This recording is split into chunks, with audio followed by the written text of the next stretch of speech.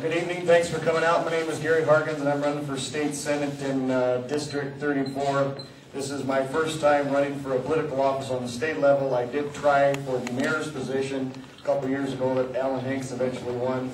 So I figured if I lose this race, the next step will be governor, then president. I'll just keep going right up until I win something. Hey. But I was born and raised in Miller, South Dakota, raised on a farm there for the first 18 years I spent over there, went to Miller High School, came out west to the South Dakota School of Mines and Technology, and again graduated from Tech with a degree in electrical engineering.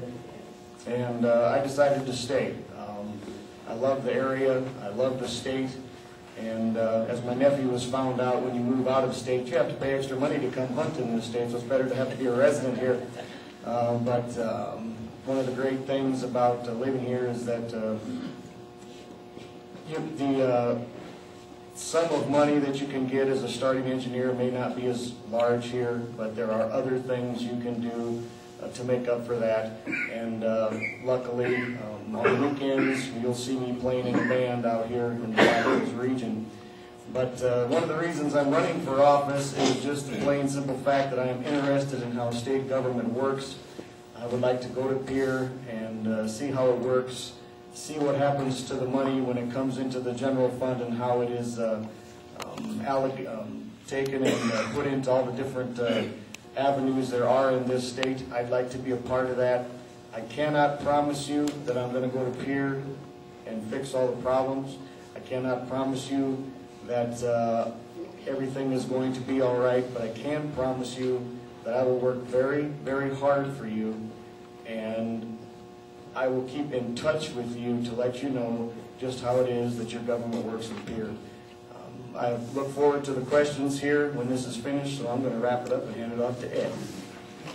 Understand the term separation of church and state to mean in regards to laws at a local state level.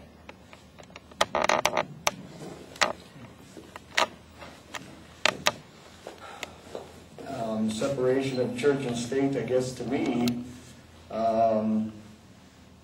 you have laws passed by the state that everyone has to follow. If you say that separation of church and state is taking "In God We Trust" off the dollar or the money, I don't believe in that. If you look at the brand new dollar coin that came out, it does not say "In God We Trust." They took it off. So next time you see that gold coin, look, it's not there. I believe this country was found on religious freedom. When they came over here, they were escaping religious persecution. They came to the United States. But at the same time, it is a fine line. And to me, the Pledge of Allegiance should be said every day. "In God We Trust" should be on the money. You should abide by both rules. It's up to the individual. It's up to you. What you believe and what you don't believe is up to you. If you don't want to stand for the Pledge of Allegiance, that's fine, but by God, I'm gonna. And you better not be upset with me when I do. Gary, what are some plans for developing energy in South Dakota beyond wind? I.e., that was referring to alternative.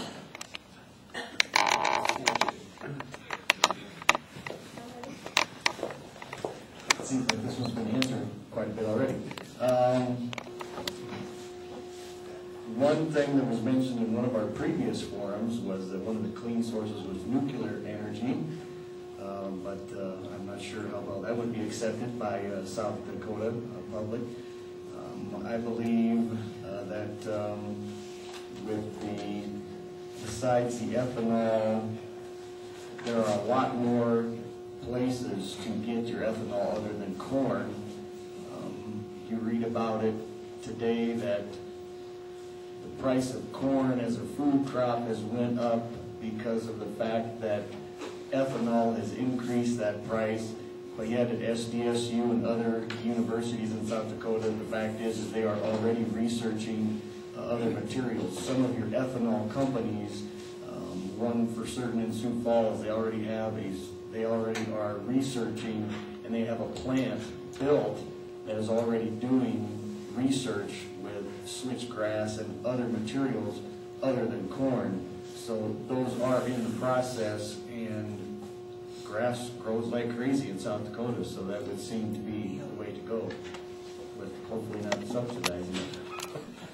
I want to thank you for being here tonight. Again, I can't promise, running my first time, that I'm going to go in and solve all the problems, but I can promise that I will work very hard for you. I don't care whether you're Republican, Democrat, Independent. It doesn't make a difference. We're all the same, and we're gonna have to work together to get things done. Thank you, Gary. Great.